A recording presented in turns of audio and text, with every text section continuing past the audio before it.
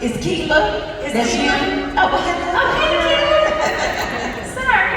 Okay, let's see what you asked. How do you handle friends and family how do you handle friends and family not supporting your business when you've supported everyone else? It can be hurtful if you have supported them. Yeah, that's technically two questions. Is that for me or is that for you? Gotcha. Well, the thing about when you're doing something, we can't be distracted by who's supporting you. Right? Because then you start focusing on that and you forget that you're on a whole different mission. Right? So them not supporting ain't your business. They'll come around if they're supposed to. But we also got to remember everybody can't go. That's all right. Yeah. Okay. Tawanda? Hey, All right, Tawanda outside. Oh, you right there? Okay. It was like, yeah, okay, very good. Is there a such thing as partial vegan where all meat isn't substituted? Girl, yeah, it's called regular eating.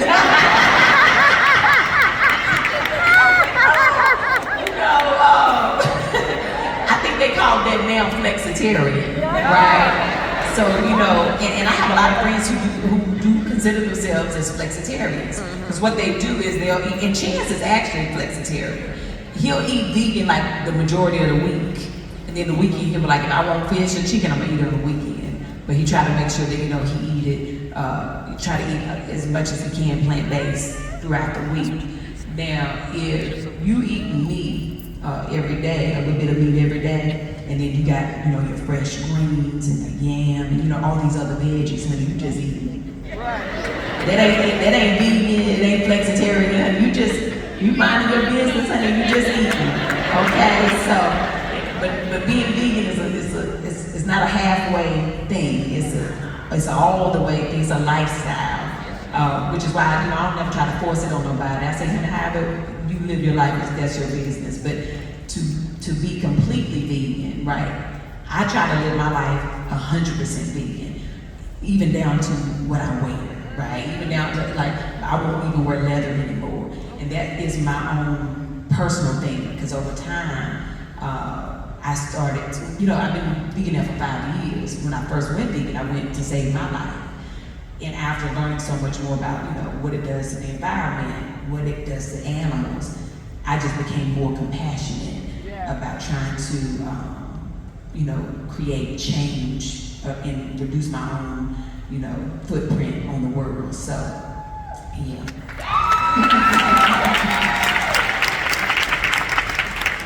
Marlo Staples. All right, Marlo, you outside too? Oh, you right here? Okay. Marlo or Marlo? Hi, Marlo. Hey, girl. As a woman with so many professional responsibilities, when you have the opportunity to spend quality time with your children, especially your youngest, what have you found helpful with maximizing your time together? It just be me and him, right?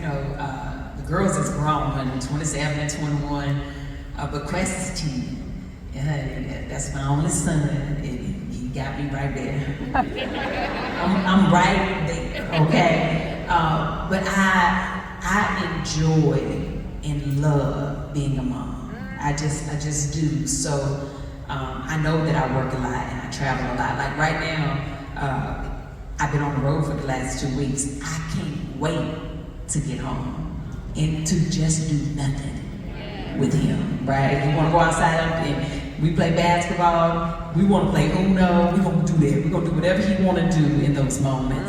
I'm not going to miss a basketball game. I'm going, whatever I have, that he has on his schedule, when I'm home, that's what we're going to do.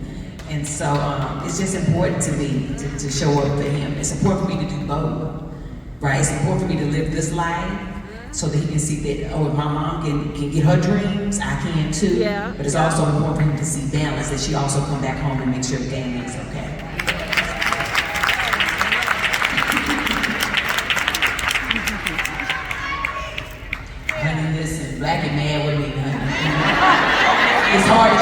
explain it to Black, and I be talking to him, he be like, every time I get my suitcase, he go to his bed, he gets so upset. Chance be like, Lord, Blackie. Cause you know, Chance and Blackie, they got a love-hate relationship. They both battle each other for my time, right? And so Chance be like, when you gone, I have to take care of Blackie in a whole different way because he gets sad. And so, yeah. Honey, when I pull that suitcase, he look at me like, you gonna do it again, ain't you? I'm like, Mommy gonna be back. He be like, Because you know, dogs don't have a sense of time. So if I'm gone for 2 hours, it feels like a lifetime. So if I'm gone for 2 weeks, and he be like, Lord, she ain't never coming back.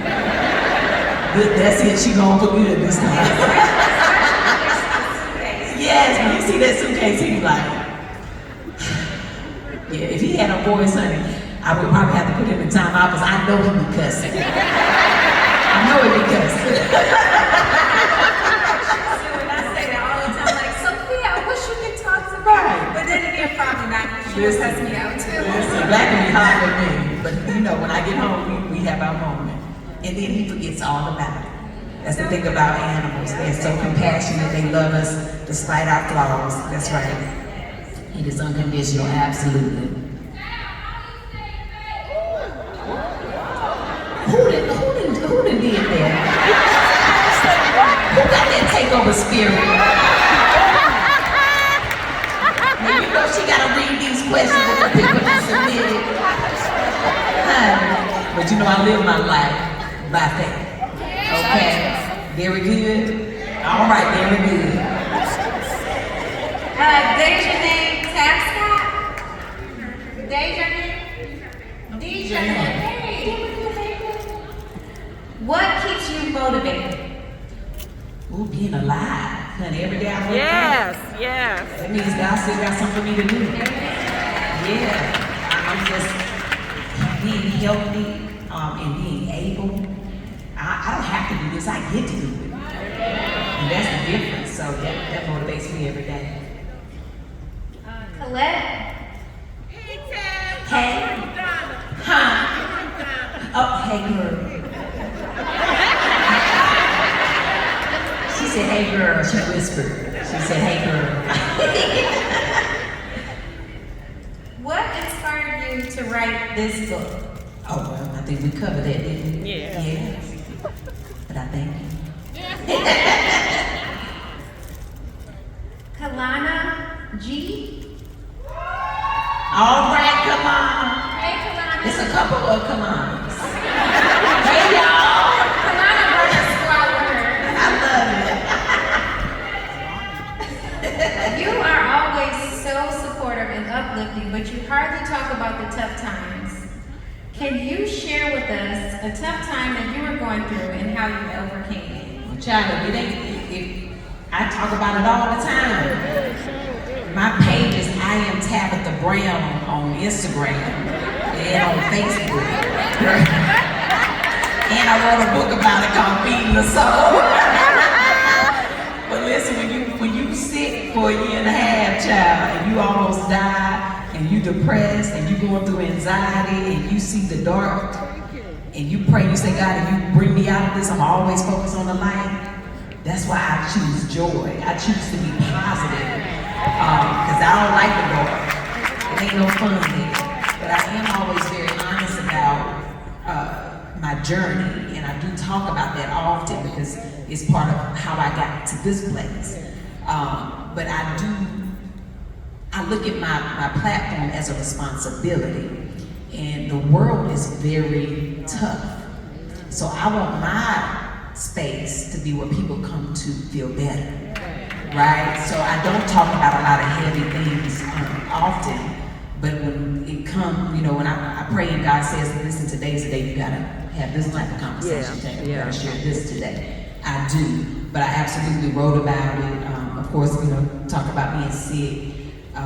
Those are tough times, honey. It don't get no tougher than that. You know, death is very tough for a lot of people. Death surrounded my entire family.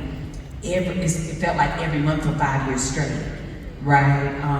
I have a lot of things that I overcame, but honey, I had to overcome those to get to this joy that I have. right? So I always try to focus on that. So tough times exist. That doesn't mean that I don't have bad days, but I do. But I still choose to focus on the good, right? Because I'm allowed to go through a bad day, right? So, yeah.